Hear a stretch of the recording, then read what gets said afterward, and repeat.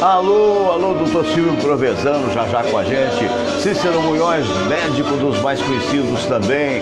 A presença do meu querido amigo mestre Manel Dionísio também vai estar presente com a gente, já eu mostro para vocês. Um abraço grande. Alô, Valcir Martins, abração para você, bom dia. Alô, Carlos Ferreira em Juiz de Fora, abraço grande para você também. Alô, Maurício Menezes, os dois Maurício Menezes. O Maurício Menezes danadinho, que foi colega nosso na Globo durante muitos anos e hoje é advogado em Juiz de Fora e, na verdade, meu companheiro de infância, né? Gente amiga, quantas peladas juntos disputamos. Nosso abraço, nosso carinho.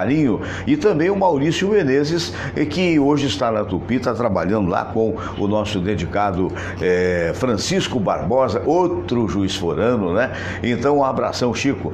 Olha, Denise Guzmán Silva vendo a gente, José Baiano também vendo a gente. Eu quero agradecer, ontem tivemos um programa muito interessante com o jornalista Fábio Antônio, tivemos a presença desse repórter que é um dos melhores do rádio brasileiro, o Gelcio Cunha, e tivemos também a presença do Dr. Baltazar Salgado, presidente da Fraternidade da Comunicação, que logo mais no Novo Hotel tem um almoço, eu fui convidado, estarei presente para mandar um grande abraço para todos aqueles amigos, tem o Sérgio Caringe, tem aquela turma toda, né? Olha, realmente foi um belo programa e hoje também será. Veja só os meus convidados que estão ali. Olha só, minha gente querida, que gente legal. Nós temos ali o Dr. Cícero Munhoz, cardiologista, também o diretor médico do Hospital Alemão do Amparo. Bom dia, doutor Cícero. Bom dia, Fernando. Bom dia, internautas.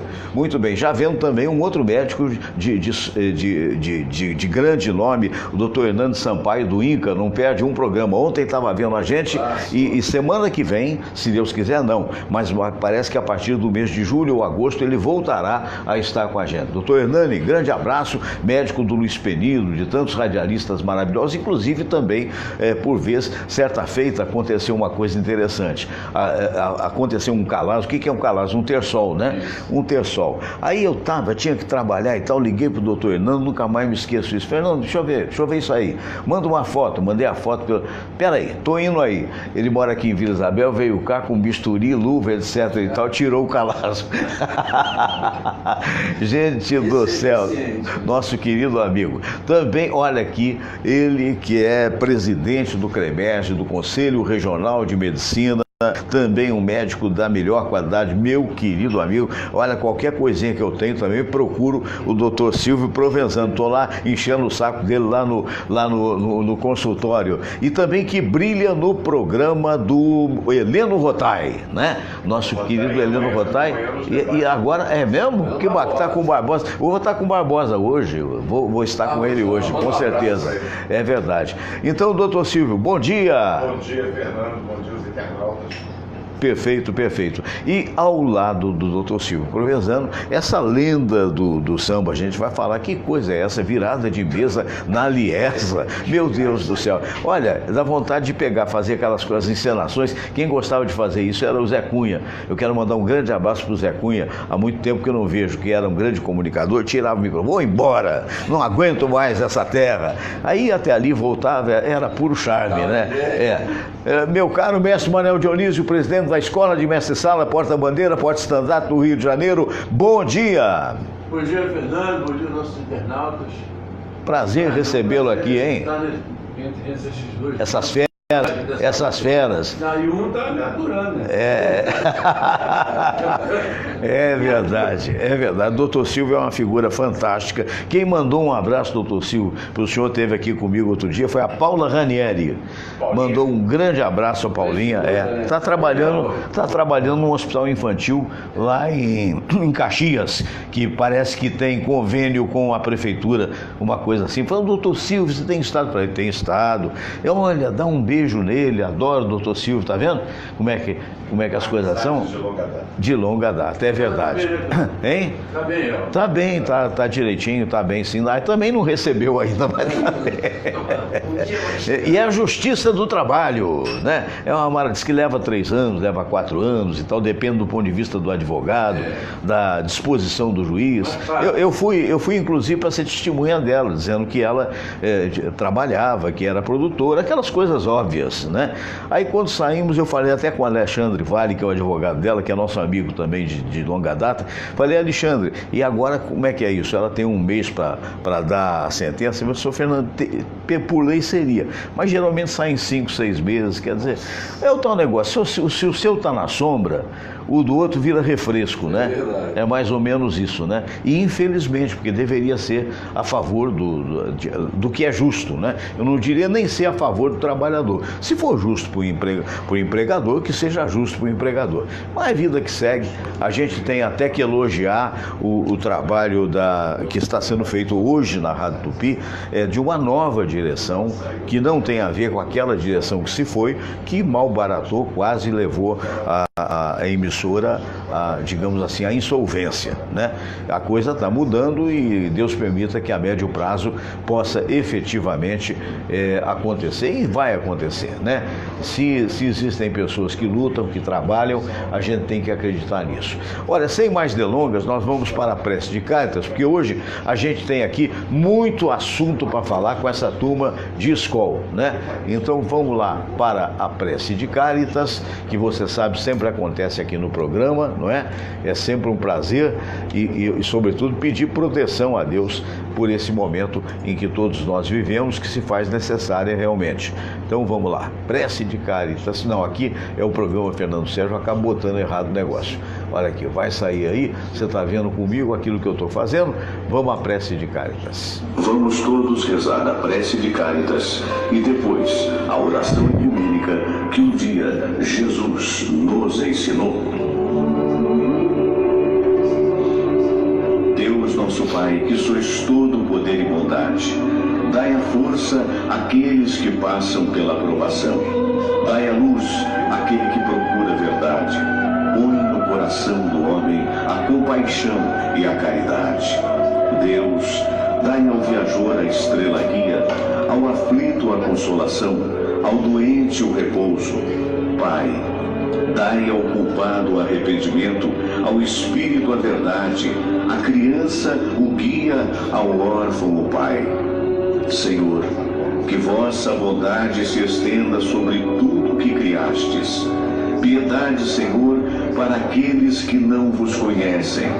Esperança para aqueles que sofrem.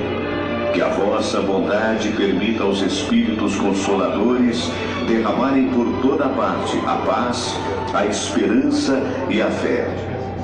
Deus, um raio, uma faísca do vosso amor pode iluminar a terra.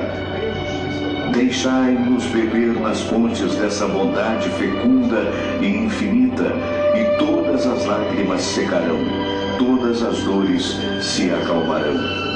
Um só coração, um só pensamento subirá até vós, como um grito de reconhecimento e de amor. Como Moisés sobre a montanha, nós vos esperamos com os braços abertos, ó bondade, ó beleza, ó perfeição.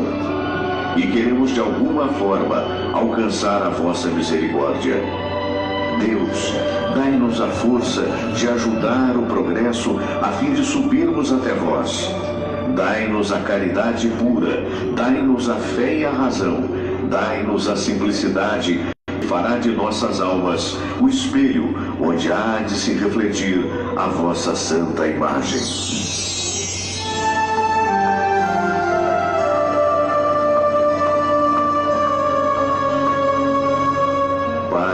nosso que estais nos céus, santificado seja o vosso nome.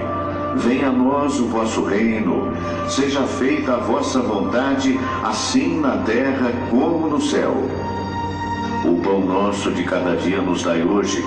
Perdoai, Senhor, as nossas ofensas, assim como nós perdoamos aqueles que nos ofenderam. E não nos deixeis cair em tentação, mas livrai-nos de todo mal. Porque teu é o poder, e tua é a glória, por todo sempre. Amém. Pois é, o problema é que vai passando os nomes, eu vou esquecendo os nomes, né? Você sabe que a memória, essa altura do campeonato, não é lá das minhas maiores qualidades, não. Mas vamos tentar. Ou é Roberto ou Rogério Dacre, por favor, me corrija. José Rodino, abração. Dr. Oscar Berro, deixando aí uma ótima semana para todos vocês. O nosso Fábio Bito, cumprimentando os nossos debatedores. Isto colocado e suposto, dando meu bom dia para a Samira, eu passo a câmera para ela. Ontem eu não tive esse luxo, porque ontem ela foi em Guapi, lá no sítio, levar a minha irmãzinha, quer dizer, na verdade, uma cunhadinha é uma irmãzinha, e pegar a minha sogra de volta, né? Então faz parte do show. Aí eu tive que assoviar, chupar cana, fiz o programa, mas foi direitinho. Só não deu para espanar o ambiente, porque eu não sabia onde colocar efetivamente o espanador, né? Agora, eu não sei por que todo mundo ri quando eu falo isso. E também não estou aceitando nenhuma sugestão, porque é impossível. Mas, meu caro doutor Cícero Munhoz, bom dia, né? Prazer em recebê-lo aqui. Como é que foi? Eu soube que o senhor teve um evento, né, hospitalar, na sexta-feira, eu não pude vir, só ficou o Santoro, né? Isso, Santoro, que eu gosto tanto, eu fico contando os dias para encontrar com ele e acabei me encontrando. Né? Na verdade, a gente foi lá no Hospital do Galeão, um paciente, um coronel, um amigo nosso, que mora fora do Rio, foi atendido em São Paulo, teve um infarto, que veio para o Rio para a gente decidir se seria cirúrgico, angioplastia, né? E o pessoal lá me pediu um parecer, aí eu fui lá de manhã e tal. Até chegou de manhã, chegou às 7 horas da manhã aqui no aeroporto. Olha só. Às 8h30 estava dando entrada lá no hospital e a gente foi lá para fazer E o paciente vai bem, né? O paciente está bem. Que bom, que bom. Está programado, é cirúrgico mesmo. É cirúrgico mesmo, né? Mas deve operar na quarta-feira que vem. A chamada ponte safena nesse caso, né? Botar pelo menos uma ponte mamária e umas luzes de safena. Quando é cirúrgico, o que define? É presença de enzima em sangue? Não, na verdade, o que conta, eu diria que há 30 anos atrás, os pacientes eram todos cirúrgicos, claro, né? Antes do evento da angioplastia. O que conta hoje é o seguinte: primeiro, o número de lesões e a complexidade das lesões, né? Porque o fato de às vezes ter 3, 4 lesões não impede que se ponha 4 stents, por exemplo. Mas às vezes as localizações são localizações que a gente sabe que a margem de restenose, de complicações... O que seria restenose? Rejeito? A volta da lesão. A volta da lesão. Você pega uma lesão lá de 70%, 80%, bota o stent e daqui a 3 meses esse stent está ocluído. Então, quando a gente chega à conclusão que o fator complicação, o fator restenose é muito alto a curto prazo, ou seja, esse tipo de tratamento não é o mais indicado. Não é. Aí seria mesmo... Já que a revascularização cirúrgica, que é justamente o que ele vai fazer, tem um resultado a médio e longo prazo. Verdade. Esse comunicador que eu falei, o Zé Cunha, eu me lembro, eu era menino e não tinha tanta noção, como ainda não tenho quase da medicina que a gente sabe muito evoluída, né, Zé? Há uns 40 anos atrás, 50 anos, eu estava na Rádio Tamoio, ele também, e fazíamos antes aquele programa, tipo O Povo na TV, coisa e tal, e ele fez uma como é que é? Revascularização. Tem que aprender a falar esse nome. Então o resultado, ele fez e tal, com abertura de peito e tal, e eu me lembro que teve uma festa da estação, numa boate que tinha, e ele apareceu meses depois. Eu falei, gente, menino, né? Nossa, né? Tá aí até hoje. Quer dizer, uma maravilha. Eu quero agradecer, se não conheço, aos médicos do Balbino, né? Porque nós tivemos uma colega, até comentei com o doutor Silvio no consultório dele. Fui lá me consultar e tal, estava com uma dorzinha de barriga, né? Mas graças a Deus ele deu um remedinho, pelo menos melhorou bem. Então acontece o seguinte, e estava comentando com ele, nós temos uma colega nossa, minha, da Samira, foi colega na Globo, querida amiga, de repente está vendo a gente agora, por isso, a Heloísa Borg. E a Heloísa teve um problema de dissecção da aorta, que é um problema grave, né? E ela foi internada no Balbino. Eu estou dando a notícia agora em primeira mão para vocês, inclusive do doutor Silvio, né? Foi muito bem operado, levou 9 horas, ontem teve alta. Anteontem teve alta, está em casa, evidentemente, vai ter os cuidados necessários, mas é uma prova da evolução da medicina. Então, eu não conheço o nome do médico, se a Elo ou as filhas delas mandarem, um dia eu terei... Hein? Fernando Sérgio Bastos. Fernando Sérgio? Não, que isso, amigo? Fernando alguma coisa Bastos. Não fui eu. Não. Fernando Souza Bastos. O doutor Fernando, parece que é um médico já de uma certa idade, 70 anos. Meus parabéns e o nosso muito obrigado. Fernando, e a revascularização miocárdica, sei.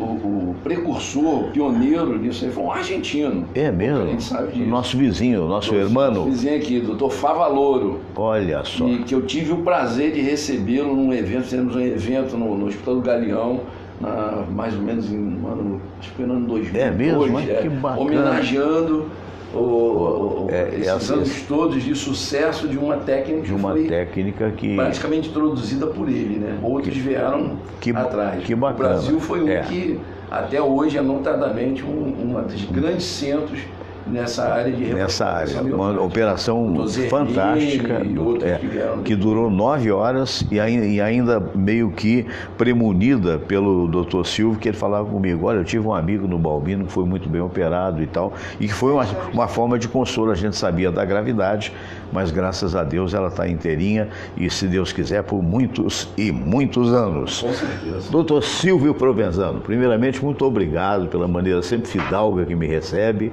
né? E só sabe que a gente ama o senhor, né? Foi um prazer, porque a situação não permitia, mas é sempre bem-vindo. Mas doutor Silvio é essa figura doce, mas que na verdade é enérgica quando necessário se faz. Eu estava acompanhando o noticiário, até pedi a confirmação, porque fui um pouco meio assim. Eu me lembro que no seu consultório o senhor me dizia, vai ser necessário intervir no Hospital do Andaraí, e houve a intervenção do CREMERGE. Por quê? Na verdade as pessoas confundem um pouco, né? O CREMERGE fechou o hospital. Nós não temos legalmente esse poder de fechar o hospital. O que o CREMERGE faz é um aviso de interdição ética. E o que significa isso? Veja bem, nós temos um grupo de médicos concursados, é um grupo relativamente pequeno para o tamanho do Estado, porque eles atendem a todo o Estado, não é só o município. Hoje conta com 4 médicos, esse número deveria ser bem maior, para que a gente pudesse fazer fiscalização em todos os municípios do Estado. Mas esse grupo, que além de concursado, ele recebe um treinamento, ele tem uma lista de itens que é feita pelo Conselho Federal de Medicina quando vai fazer a fiscalização de uma determinada unidade. Seja no CTI, seja na emergência, seja em unidades de internação, ambulatório, o que é necessário que ali se encontre para que o profissional lá presente possa fazer o exercício da medicina de forma adequada. Fizemos diversas visitas ao Andaraí. De cada uma dessas visitas, tiramos um relatório de fiscalização. Relatório esse que é enviado ao gestor da unidade, que é o representante técnico e o diretor-geral.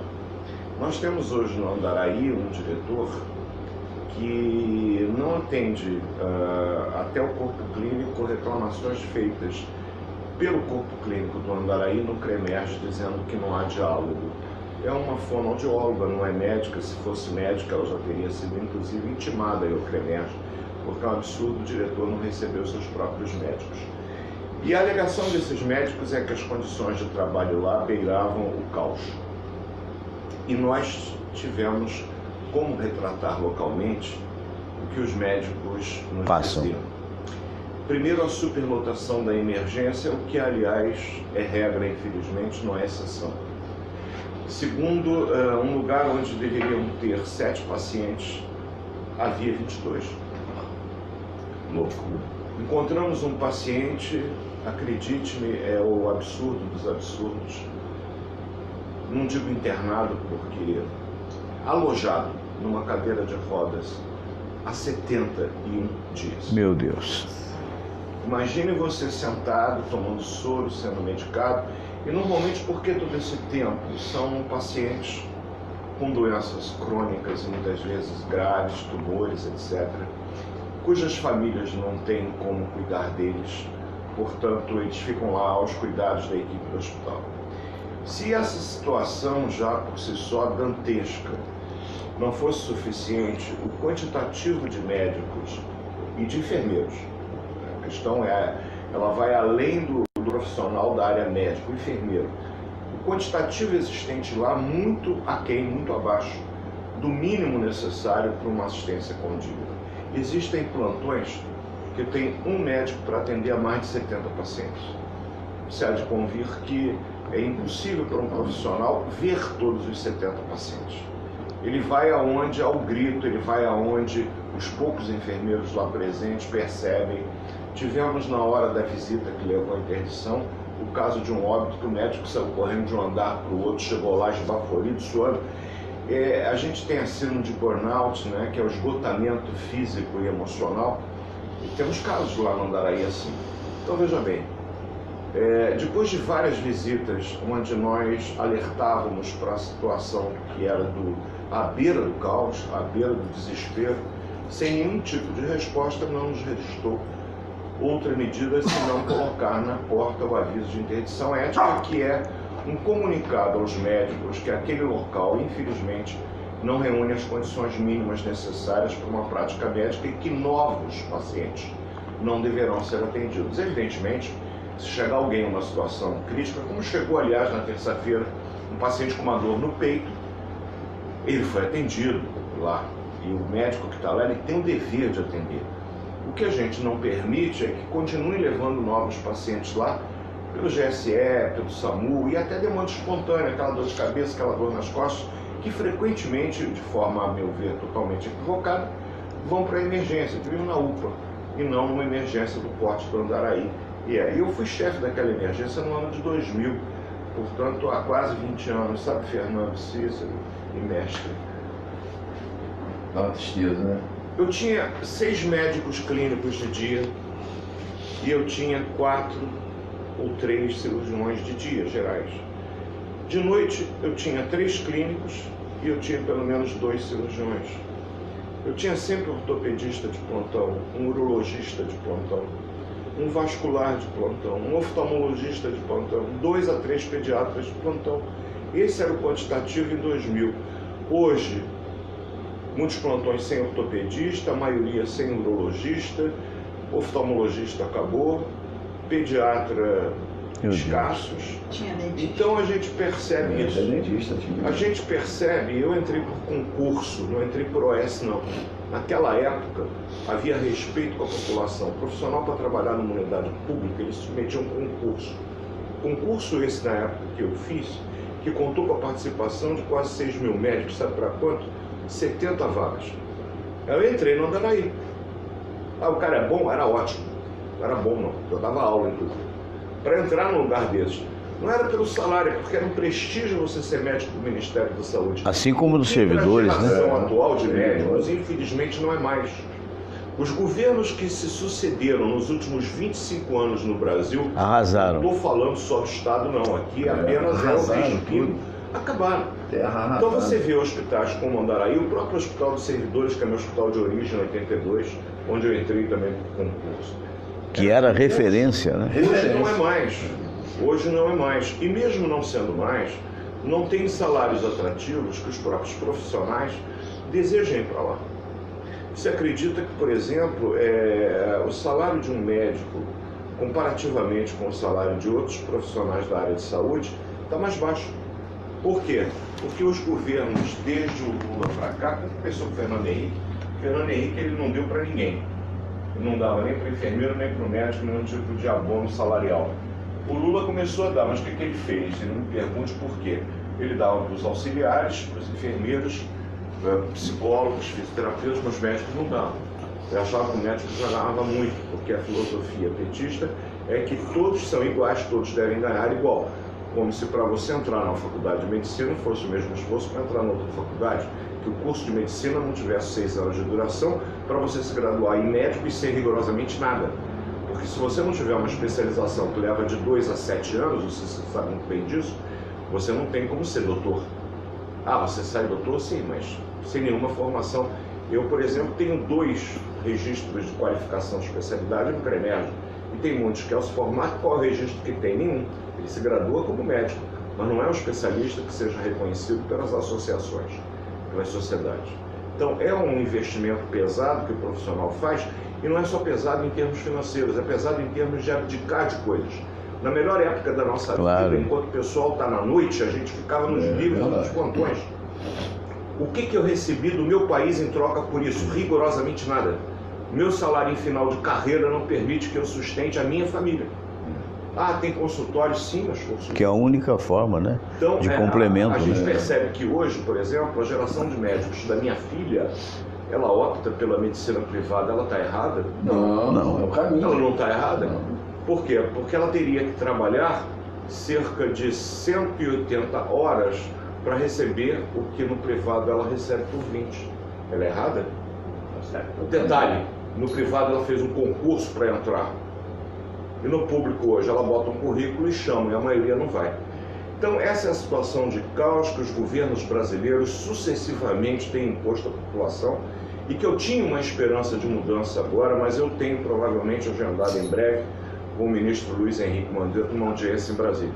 Eu vim ontem de Cuiabá, estive 2 dias em Cuiabá em reunião de presidentes de conselho. Essa situação que eu estou expondo aos nossos internautas e a vocês, meus amigos, foi exposta diante dos presidentes de todos os conselhos, que ficaram assustados. Total apoio à medida que nós tomamos de interdição pelo desprezo e descaso com a população, entendendo que no momento não haveria outra atitude a ser tomada. Imagine para alguém que trabalhou no Andaraí tantos anos como eu, assinar um documento de interdição, quanto sofrido não foi, e sem qualquer tipo de demagogia foi, porque eu sei da importância daquela unidade para toda aquela população daqui, da Zona Norte. É Tijuca, Andaraí, Vila Isabel, Grajaú, como precisam daquele hospital. Mas, gente, ir lá hoje é risco de morte.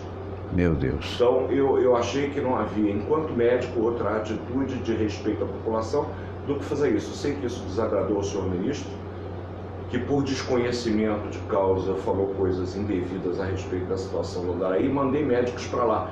Mas o senhor ministro não sabe que a diretora atual desviou os médicos de função. Ao invés de colocá-los na emergência, colocou-os em outros lugares, onde talvez eles fossem necessários, mas só que a emergência é prioritária. Claro. E o que estava abandonado continuou abandonado, apesar dos médicos que para lá foram enviados. E isso eu tenho certeza que o senhor ministro desconhece. Razão pela qual me ofereci ao presidente do Conselho Federal de Medicina, o Dr. Carlos Vital, uma pessoa muito digna, para que, se o ministro quisesse, eu vou a Brasília e converso com ele, e olho no olho eu vou expor para ele, da mesma forma como estou expondo para vocês, a realidade nua e crua, inclusive com documentos fotográficos do que nós detectamos lá. Tenho todos comigo guardados. Coisas absurdas, depoimentos de pacientes que, enfim, é muito triste. É desesperador, né? Para nós que somos observadores. Acho que uma observação importante que o doutor Silvio colocou aí, sobre essa história aí que vem lá do PT, e até do Fernando Henrique mesmo, né? Da não valorização do médico, né? Que realmente é uma categoria hoje muito desprezada, mas isso é uma especialidade, inclusive, do PT, que colocou milhares de médicos cubanos aqui, que tinham um custo para o governo de mais de 10 mil reais, e na verdade eles recebiam 2 mil. Então isso é realmente uma prova do desprezo que esses governos tiveram pela classe médica. Não só do Brasil, como de médicos estrangeiros que vieram ser escravos. E consequentemente pelo próprio povo, né? Isso. Consequentemente pelo povo. Então, uma correção ao querido amigo Cícero. médicos estrangeiros, que é bem da verdade, você e eu não sabemos se médicos de fato eram. Isso, ou técnicos de medicina, né? Porque Exatamente. Cuba tem uma coisa que a maioria dos brasileiros não sabe.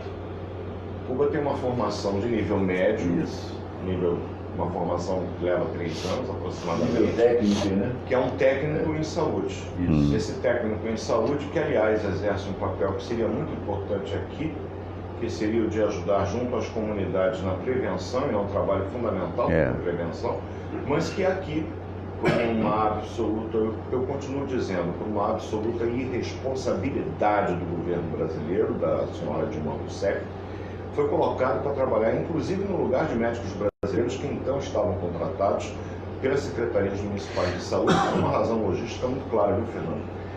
O governo federal pagava esses médicos e, pasme, mais do que pagava ao chefe do Serviço de Clínica Médica dos Servidores, por um acordo feito com a Organização Pan-Americana de Saúde, a OPAS, e com o governo cubano. Pagavam a eles mais do que pagavam o médico brasileiro concursado, que lá trabalhava há mais de 25 anos. E eu me pergunto qual a lógica disso, se é que existe alguma.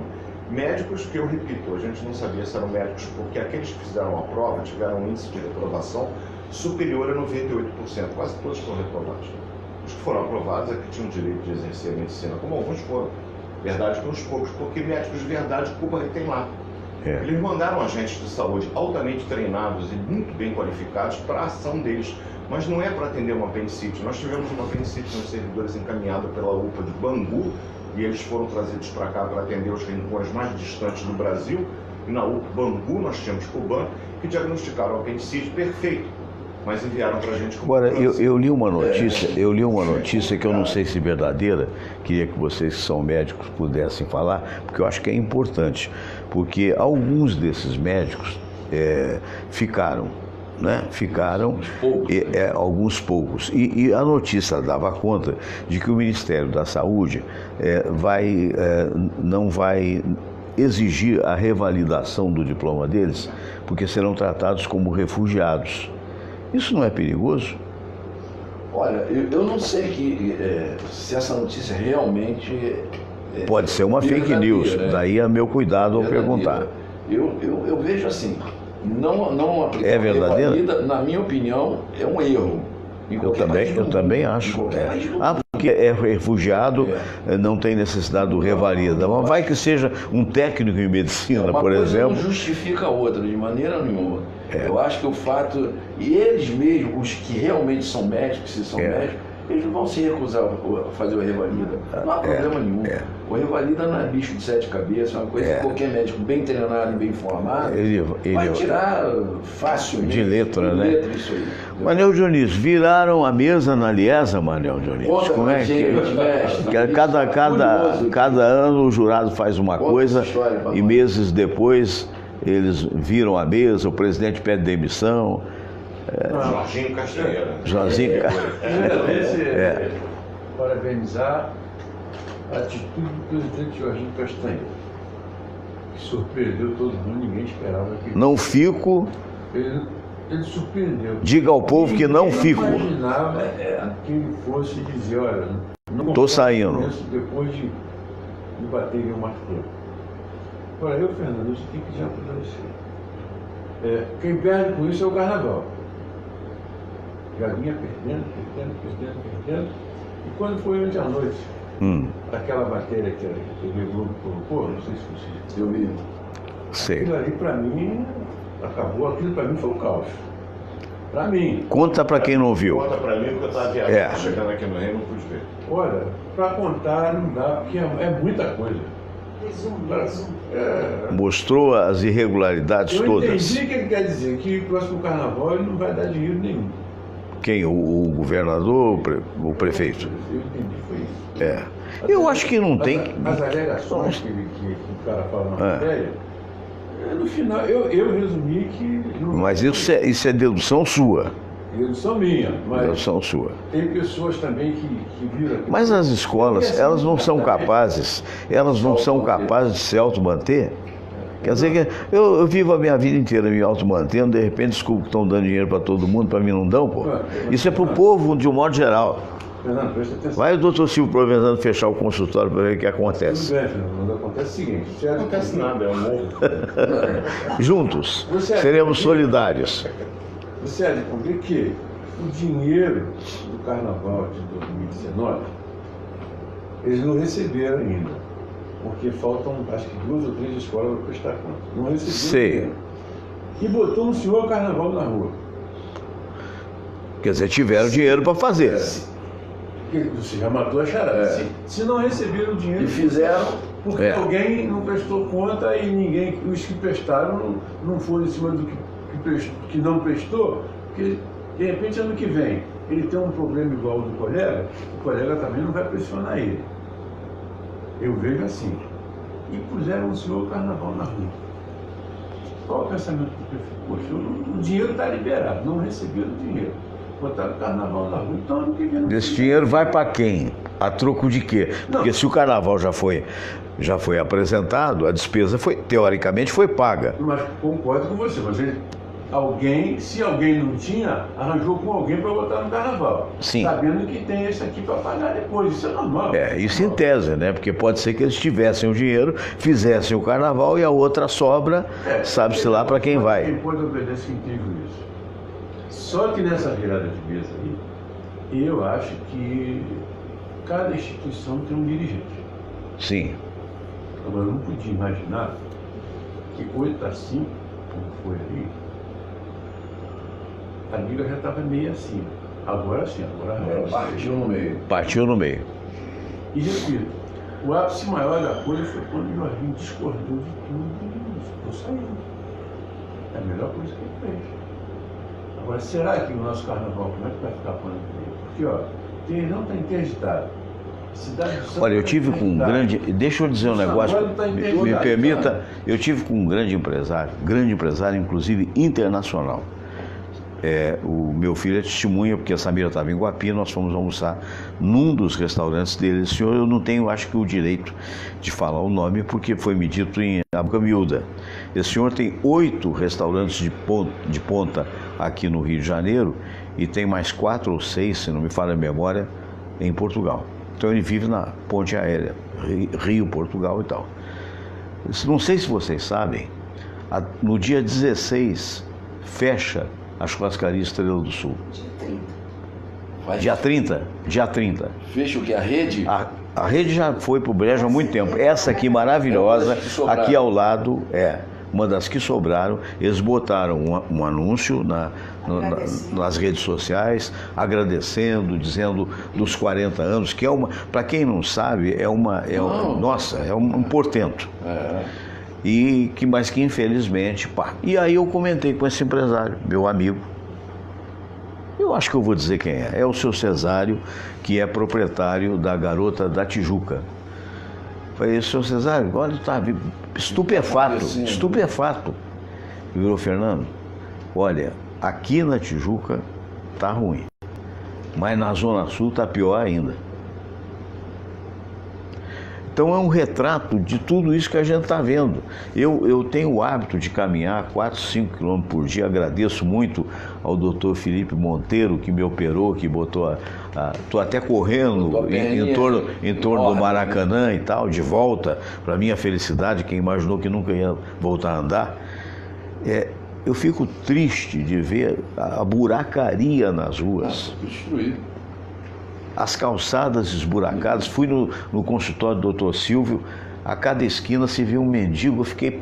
O senhor tinha me contado isso. Você viu? Eu constatei. Eu vejo mais. Eu vejo mais. Porque era de tarde. Muito. Quer dizer, meu Deus do céu. Famílias morando nas calçadas, fato corriqueiro lá em Copacabana. E com relação às calçadas, seu amigo aqui, há 3 meses atrás, tomou um estabaco quase na frente do consultório. Pisei em falso num perigo. É um perigo. Caí de frente. Caiu mesmo? Caí, foi um estabaco. Nossa, que sorte não ter quebrado nada, hein? Sim.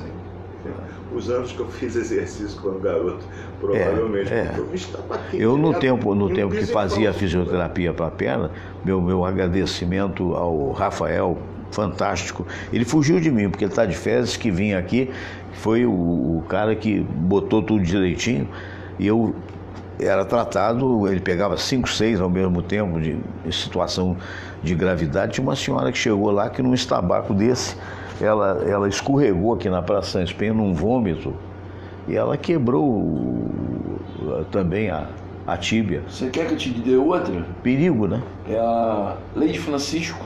Leide Francisco. Que faleceu recentemente. É. Ela, parece que ela estava passeando com um cachorro, o cachorro brigou com o outro e tal. Ela foi tentar lá resolver a situação. Lá, numa situação da rua, ela escorregou e quebrou o fêmur. O fêmur. Fratura de colo de fêmur. Que é uma fratura grave mesmo. Séria. Principalmente em idosos, né? E olha esse isso aí acabou complicou com uma infecção e falência múltipla de órgãos e ela veio a falecer. Então você vê como é que a situação realmente é grave. Ô Dionísio, você que foi bailarino a vida inteira, com shows no Moulin Rouge e outras coisas mais, não foi? O Moulin Rouge foi só 8 semanas com a nossa grande Vatuzzi. Com a grande Vatuzzi. Ah, meu Deus, não fala nessa mulher. Que coisa fantástica, né? É verdade. Eu nunca trabalhei, gente. Eu só vivi dançando esse tempo todo. Você sempre se divertiu, né, no trabalho.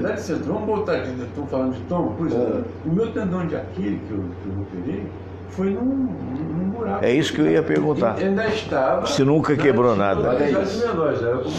Quase invalida a sua atividade. Eu pisei num buraco, quando eu sentei na mesa, tive que levantar de novo. Não dava mais. Aí quando eu fui ver, chamaram a ambulância para chegar e botar um... Agora, qual é a incidência de contusão na vida do bailarino? Porque deve ser... Outro dia eu ouvi a Cláudia Raia dizendo isso, que não é fácil, né? O bailarino é um atleta, né? O tempo todo pulando, né? Ou sei lá. O nosso problema é porque o bailarino clássico, ele dá um salto chamado plié, que ele vai quase lá em cima. Isso. Só que quando ele vem no chão, ele... E o nosso balé, claro, da Dona Mercedes, era balé folclórico de Mercedes Batista, porque uma vez por mês nós fazíamos a aula na sala em que ela dava aula no próprio Teatro Municipal. Então, todos os bailarinos folclóricos do grupo da Mercedes Batista, todos nós tínhamos base clássica. Eu até hoje. Eu sei que o peão, o developer, tudo.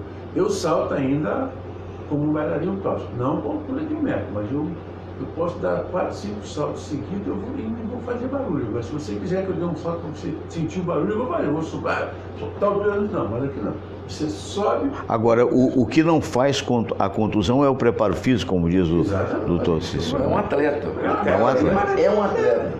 Ele se prepara como? Para você pousar. Imagino. Depois que eu aperei o tendão de Aquiles, eu não posso saltar. Eu nunca me esqueço de um espetáculo seu memorável que eu fui ver aqui no Sesc, né, quando ele entra rasa, um negócio impressionante. Sim, mas deixa eu esclarecer o quê? Eu tinha tirado uma pedra dos rins através do pinto, digamos assim, porque é assim mesmo que acontece, né, com o doutor Celso Dantas, meu abraço, querido. E aí eu fui ver. Só que eu ainda estava com aquele duplo J, aquele cartão duplo J. Eu estou lá na fila do gargarejo, animado. Fernando Sérgio, lá do Tupi, vem aqui dançar. Eu entrei lá. Não, mas não... Pior fui eu que aceitei. Vamos esclarecer, os médicos sabem o que é isso, que quando você opera e tira a pedra, né, ela é quebrada, né, através do laser e tal, porque para que você continue fazendo xixi de uma maneira no ureter, né, fica ali um catéter duplo J que fica durante 15 dias, depois você interna de novo e tira através do dito cujo, né, o catéter. Então aquilo é bastante incômodo. Eu vou fazer feio? O senhor dançaria, doutor Silvio? Nem sob tortura. Nem sem catéter, quanto mais com catéter. Na verdade, a condição física atual não permite. Sei, mas nunca foi pé de valsa? Mas com cateter duplo J... Meu, aquilo é horrível. Aquilo é horrível. Aquilo parece que você pecou demais e resolveu querendo punir em terra algo que você só iria pagar depois. Não, e depois que você opera, não sei se vocês tiveram essa experiência, espero que não tenha, você fica com o catéter saindo da sua genitália. Sim, né? E do ponto de vista do um coletor, muitas vezes, coletor ali do lado, é uma maravilha. E no dia seguinte, aí vem a enfermeira, muito simpática, tudo bem com o senhor e tal, te coloca ali à vista de todo mundo, faz assim, rapaz, você vai na Lua, passa por Marte e volta. Mas é uma técnica maravilhosa, né? É uma técnica que permite que não haja incisão, essa coisa toda, né? Necessário, vai fazer o quê? Dançarino do duplo J. Quem mandou ter pedra nos rios, não é mesmo? Mas já que está se falando de dança aí, quando o doutor Silvio diz, eu nunca... O senhor só não dança se o senhor não quiser. Qualquer um dança. Ela está convidando, tá vendo? Porque dança é contágio. Dois para lá. É verdade. Um convite dois para lá, dois vindo para cá. desta fonte. Então. Dois para lá, dois dançarinos que a gente conheceu. Dois para lá e dois para cá e ritmo. A parceira já tem que é a Ana Paula. Eu diria que os dois para lá e dois para cá, até eu vou pro tal do ritmo que aí começou a complicar. Mas mesmo assim... Não, mas o que o mestre está falando é verdade. Esses concursos que tem, né? Esse do Faustão, né? Ele trouxe do exterior, né? Isso existe nos Estados Unidos há muito tempo. É verdade. Um piloto brasileiro de Fórmula Indy, né? Indy. Foi campeão. Me lembro disso, né? Eu não lembro o nome dele, mas sei. Então, eles mesmo falam isso. Eu não conseguia dar 3 passos no ritmo, totalmente. É o treinamento, né? Tudo né? É só treinar. Da forma que o senhor descobriu a minha situação aqui, treino. Eu vou. Eu não vou fazer o que o senhor fez comigo, mas em compensação o senhor não faz. Eu já fico aliviado. Mas o senhor ainda tem condições de aprender o que eu faço. Eu não tenho condições de aprender o que o senhor faz. Não, vamos lá aqui. Sempre é possível. Essa última, acho que foi, não sei se foi a última ou a penúltima edição dessa Dança dos Famosos. Sei. O Léo Jaime. O Léo Jaime, que, né, tá Léo Jaime é gordinho, bem gordo. Fez muito bem. Olha, a Sônia Ferreira Xangô da Mangueira, esposa do falecido Xangô da Mangueira, dos mestres, vendo a gente. Bom dia, abraço Fernando Sérgio, mestre Manel Dionísio, abraço para todos. Que maravilha. Oscar Berro, vergonha total em todas as áreas. Se refere ao comentário que eu fiz também. Só para as pessoas que estão nos ouvindo, é importante a gente esclarecer. Depois da interdição, o CREMERG continua mandando equipes lá.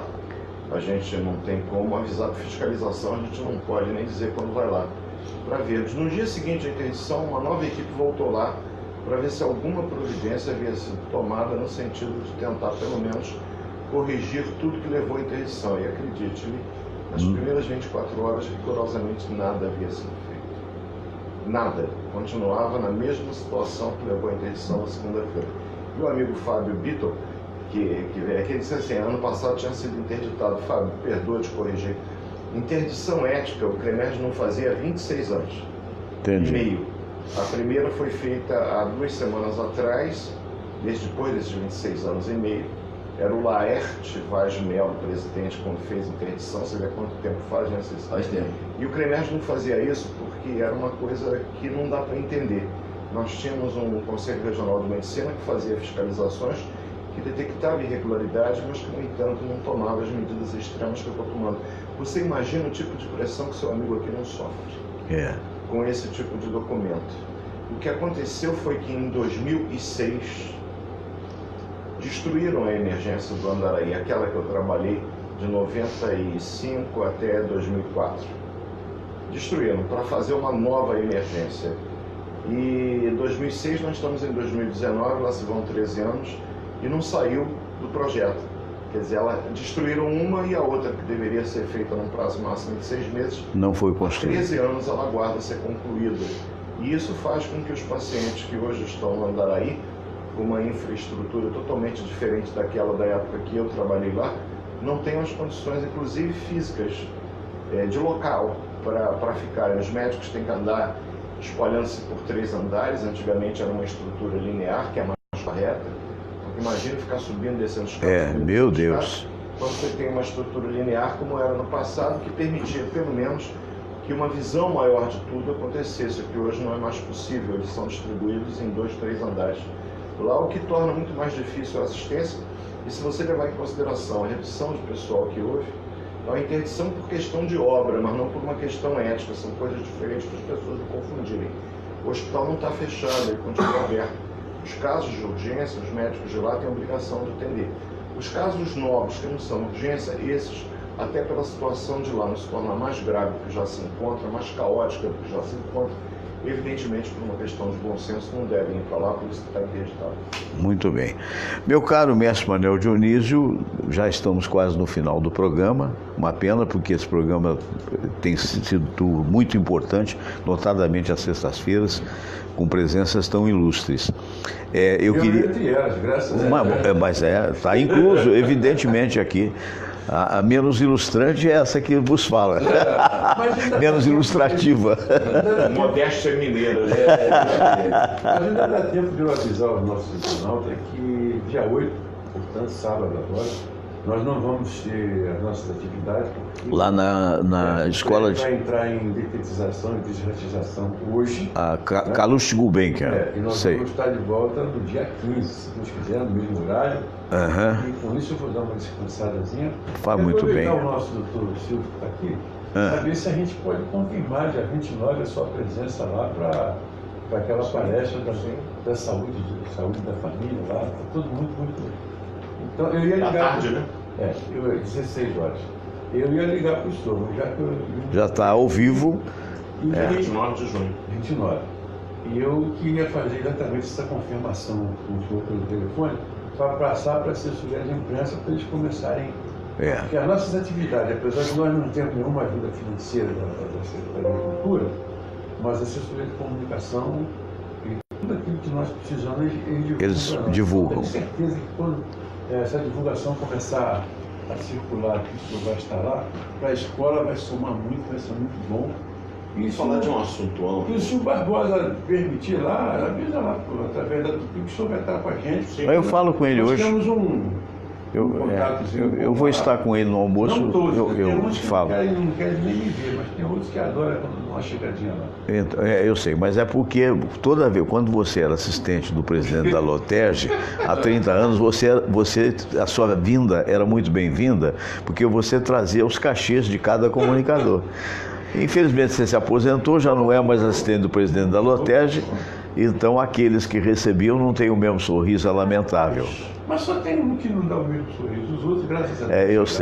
Eu sei exatamente quem. Tudo bem, graças a Deus. Mas se o doutor Provisano dizia lá, eu vou estar lá na escola de Manel Dionísio e tal, tem que engolir. Então, Escola de Mestre Sala, Porta-Bandeira, Porta-Estandarte do Rio de Janeiro, Mestre Manel Dionísio. Então, agradecemos. Trabalho de 28 anos. Que eu sou testemunha, tenho 2 ou 3 troféus que você me deu, eles são tão grandes, estão guardados ali, porque não dá para... Agora, para finalizar, bondade sua. Essa demissão de Jorginho Castanheira foi muito ruim para a nossa escola de mensário Porta-Bandeira e Porta-Estandarte, porque era o único apoio que nós tínhamos para garantir o colabore dos nossos instrutores e para a saída de Jorginho Castanheira. No final desse mês, eu fiz uma reunião com a minha vice-presidente ontem, que nós temos que dar um jeito de colaborar do pessoal, pelo menos desse mês, nós vamos ter que dar um jeito de pagar.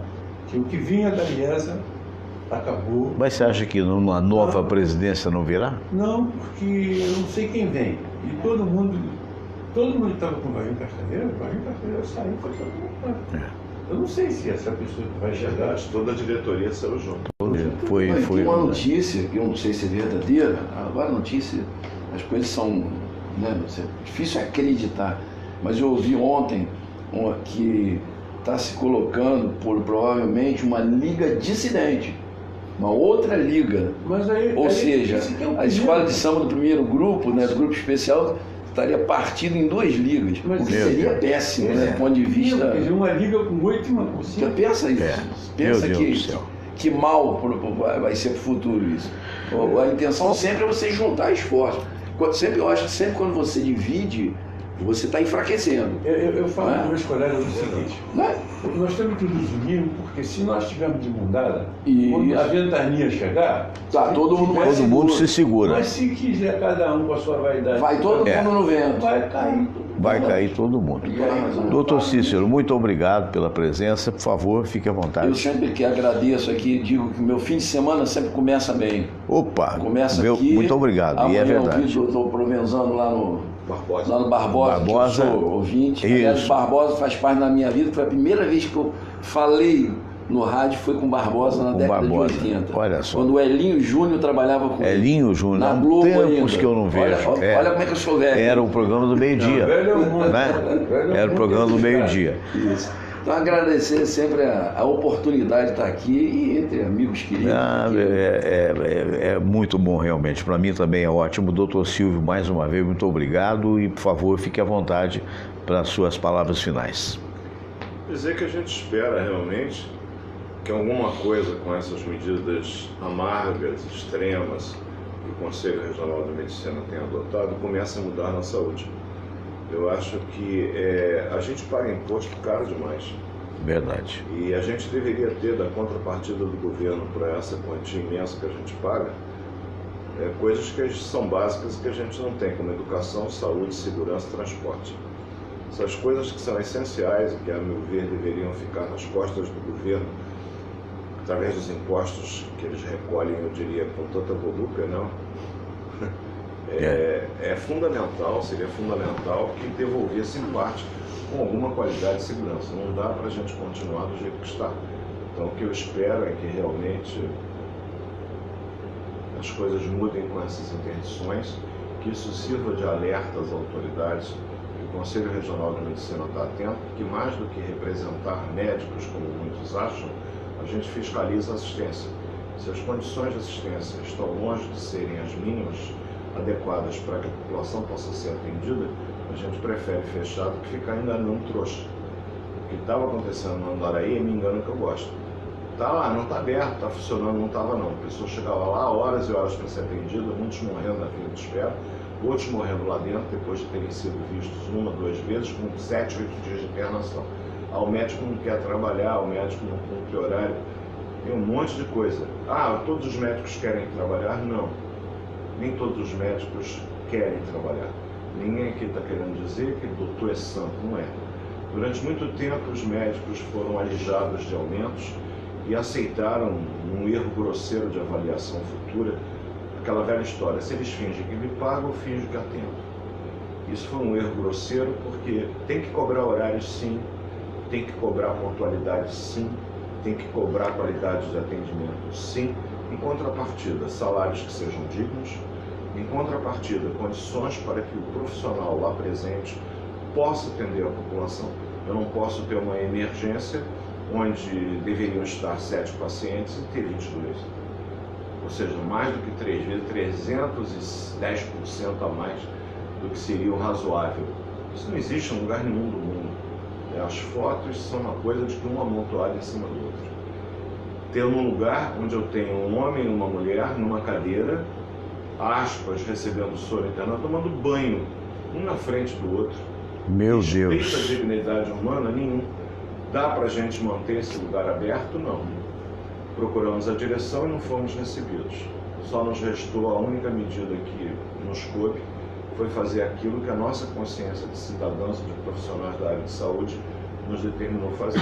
Mas continuamos indo lá e tão logo as medidas necessárias comecem a ser tomadas, desinterdita-se a mesma mão que interditou, que vai desinterditar com a maior brevidade possível, mas que eles se mexam para dar um destino àquilo, resolver.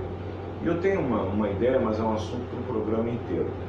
Hospitais federais de alta complexidade, como Andaraí e Bom Sucesso, por exemplo, não podem ter emergências abertas como a de Souza Guiar, Miguel Porto, Rocha Faria, Getúlio Vargas, Lourenço Jorge, Salgado Filho.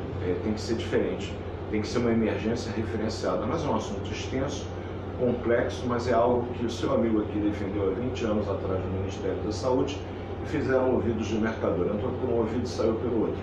Mas é um assunto muito longo, eu explico. Mas não vai faltar. Daqui a 15 dias. Que maravilha, daqui a 15 dias. Combinado. E semana que vem, Luiz Santoro aqui, nosso querido amigo. né? Se possível. O Santoro agora sai correndo aqui, você imagina a quantidade de demanda nessa eu imagino, ainda mais depois desse. É verdade.